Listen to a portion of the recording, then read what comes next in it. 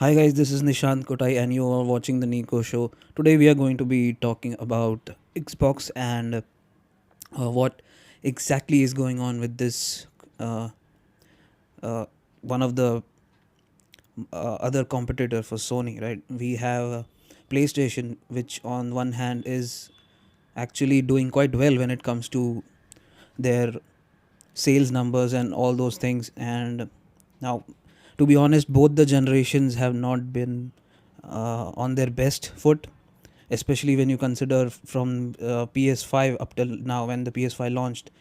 And like both of those systems don't have many exclusives to play with. And just keeping those aspects aside, there is not very some of the decisions that these companies have made have really not made much sense to me as a consumer and as a gamer. Like, what are both of these companies doing? We will talk about Sony in a separate video, but this video is going to be about Xbox specifically because this generation I opted to buy an Xbox, right? And I have always been a PlayStation user, right from PS3 era. I had a PS3, I had a PlayStation 4, so I decided I'll just switch it up to Xbox this time. And mainly because I wanted to play all the Halo games and experience the Xbox ecosystem, so to speak. Uh, Thus far, it has not been a great experience. It is not bad, but it has not been something which I thought would be, especially because I thought Xbox had some great franchises, right? Xbox has Halo, Xbox has Gears franchise, but all of that now is third party, right? So Xbox particularly doesn't have anything uh, identity wise. I don't think they have something unique left to offer. Now, I'm not against making games available on all consoles, but I think exclusivity provided some sort of an identity to each of these companies, may it be Sony or Xbox. But I don't know. I'm not so sure about where gaming is headed now in terms of uh, it being available on every system. All the games available on every systems now. Again, this is a win for us all because as a gamer, I think it is a very a beautiful thing to have each game on every system that you want. Like if you have a PlayStation and if you were wanting Halo, now Halo is coming to PlayStation. So that is something which I didn't expect I would live to see, and that is happening. So I think Xbox has, in a way, opened the floodgates to this the end of console war, so to speak. So we were thinking that, oh no, we will always be a competitive kind of in a competitive stance. But I think Xbox, with by making all its first party games now starting to be available on other consoles, I think they have sort of ended this console war. Or now they might have given up, I don't know, whichever way you want to look at it. In any case, the exclusives are done. But Xbox particularly is not making the right decisions, I think. When you just for this discussion sake, let us just keep this exclusive discussion aside and just think on it as an individual company, as a gamer. If you wanted an Xbox is making some very bad decisions, in my opinion. One of it being increasing the Game Pass prices. Now this decision is completely counterproductive, in my opinion, because Game Pass is one of the many reasons that I purchased an Xbox. I'll be honest. I wanted to try out what this Game Pass is about. I was always a PlayStation user. I used to play some games on PC here and there, but I was not deep into PC gaming. So I wanted to try out this Xbox ecosystem and try out Game Pass. But then again, when you look at it, the very thing that is one of the selling points of Xbox, it's now difficult to get into.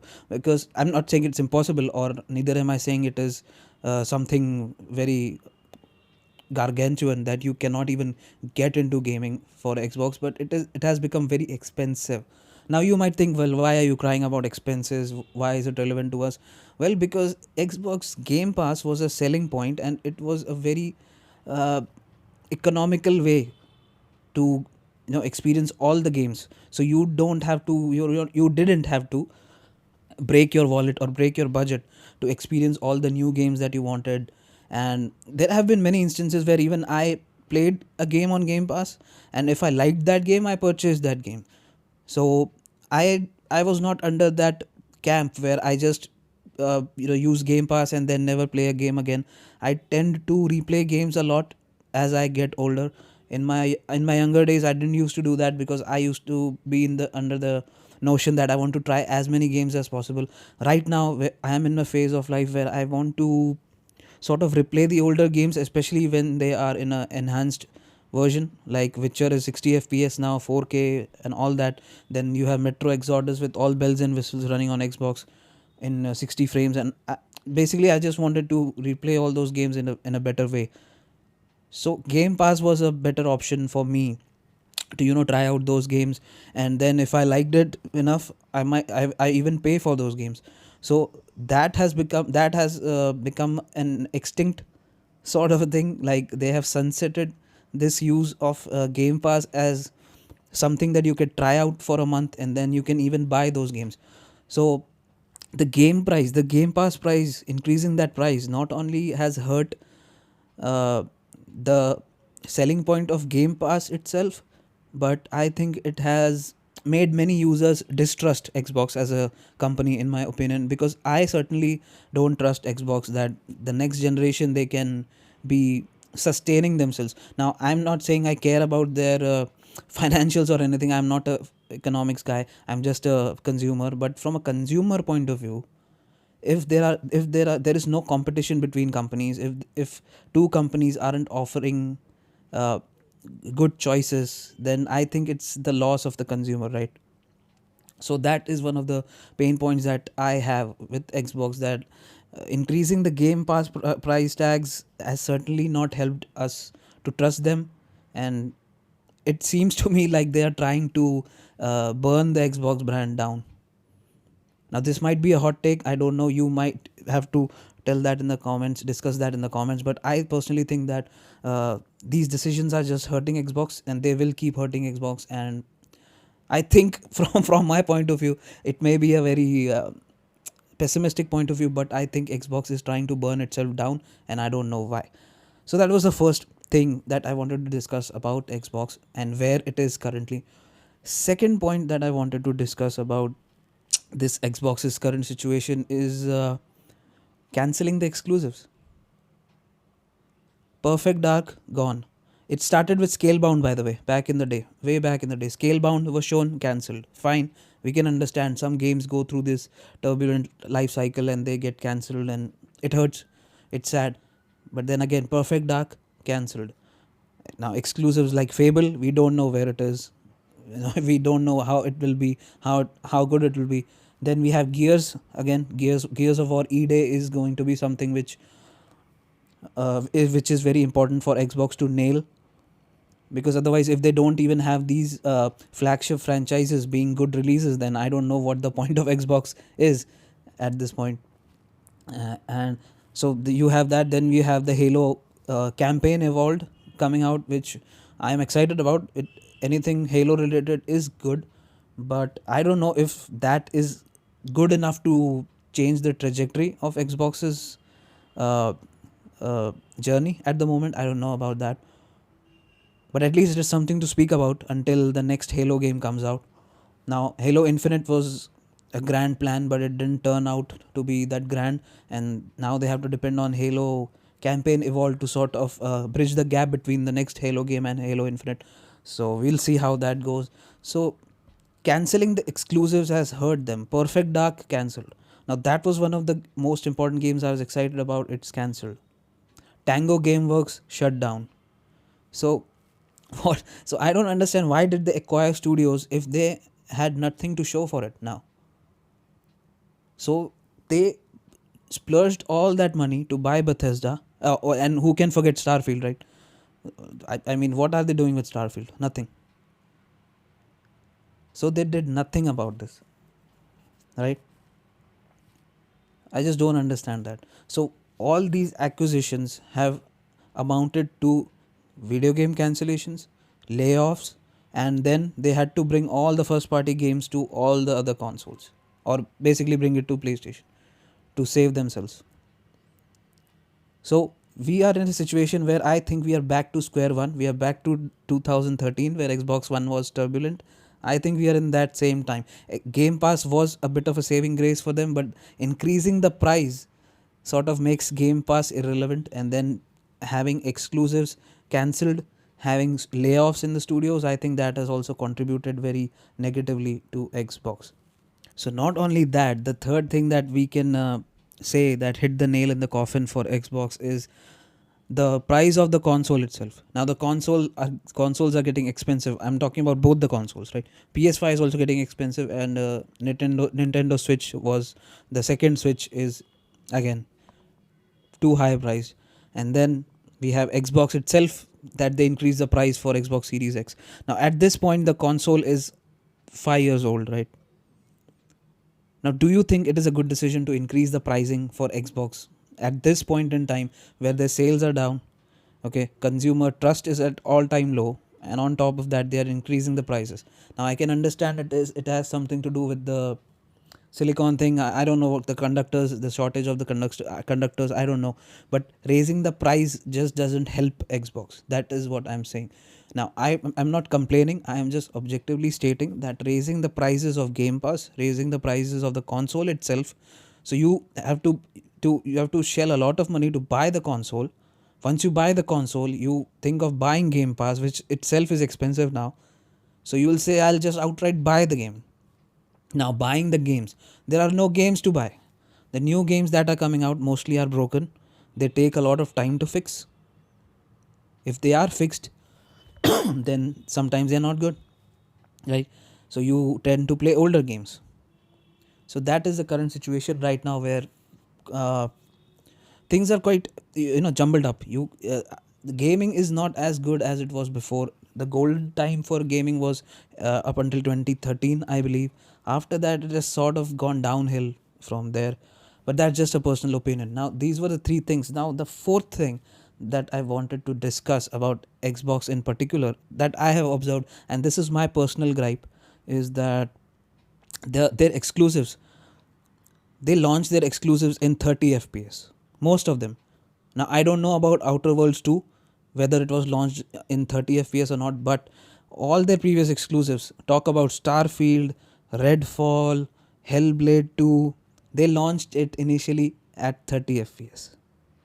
Why? Why did you launch the game at 30 fps?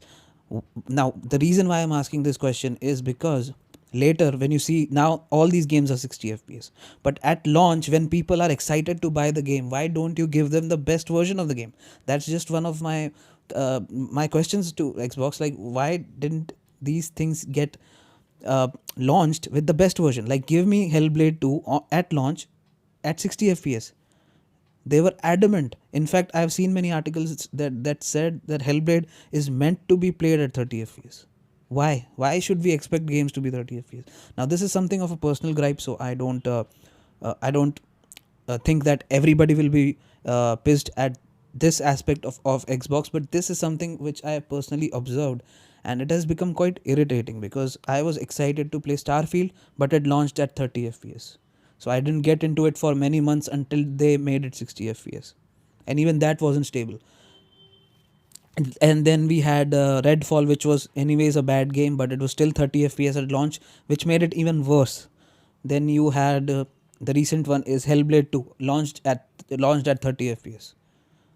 So the hype for the game died. For me, at least, the hype died when the game launched. And now I still haven't played Hellblade 2. It is 60 fps, I get it, but then they raised the Game Pass prices, so I can't even play that game because the price is too high for me to justify the purchase, right? And then you had Stalker 2, amazing game, everything amazing, but it launched in a very very bad state. Now I get the reasons behind why the game was that way, because of the war, but then again, that I don't think is something which that is something which is not in anybody's hands. This is out of our control. But when they did launch a product, I expect a game to at least function properly. So that game was all over the place at launch. Now Stalker 2 is amazing, but are you seeing the problems? Are you seeing, are you getting my points why I'm so pissed off at Xbox right now? Because people might think that we all hate Xbox, everybody hates Xbox. It's not that. We want the brand to rise up to the level where we can actually be confused as a consumer. Oh, should I buy Sony? Should I buy PlayStation? So should I buy an Xbox, or should I go for Rogue Ally, or should I go for a Steam Deck? Consumers should have options. They should be confused. They should be happily confused that there are so many things to buy that I cannot decide which one to buy, because all of them are good. Right now, all of them are bad options. Like apart from Steam Deck, I think all of them are bad options. Right? So I think we have reached a point where Xbox is sort of phasing out of existence slowly. Now this is just my point of view. I don't know how you feel or how anybody else feels. This has just been my observation as a gamer. I've been gaming since last 15 years, and right now what I'm seeing as an observer is that Xbox is sort of phasing itself out, fizzling out of existence, which I really don't want, because that will just make PlayStation the monopoly. Then you will have Nintendo doing what they want. Then you have maybe something else, and then you have PC, obviously. But I think there needs to be some form of a stabilization that needs to be introduced now into gaming, where okay, now we are come at a point where the prices are natural, the prices are good, they are economical, there are good options to get into games. But I just don't simply I don't simply see these things uh, reversing, because once price increases, I don't think they will go cheaper, right? They won't go down. So if that's the case, then I think we'll have to just go to PC, and even there you have to splurge a lot of money to get the games running uh, in good resolution and at good frame rates, right? So that is where we are at right now with regards to Xbox in particular, and that is all I wanted to rant about. And these are something which I don't script at all. These are just some of the things that come on the top of my head, and I wanted to get out of my system and just want to discuss it with you guys. Maybe there is some silver lining to it. At the moment for Xbox, I am really unsure where they are going, where they are headed, and what they are going to offer to us as players, as gamers. Something else that can save Xbox, or something that can at least bring them to the level of PlayStation in some way, where we can say that okay, we have many options to play our games right now, and not just boxes where we have to stream games, or we just have to pay an exorbitant amount of money to just play the game, and then again renew that subscription basically. So yeah, that's all I had to talk about in terms of Xbox. Do let me know, how did you like this video? Did you like this rant or not? And just feel free to post anything in the comments, and let me know if you want me to discuss about something else. And I'll see you in the next NiKo show. Until then, take care guys. Bye.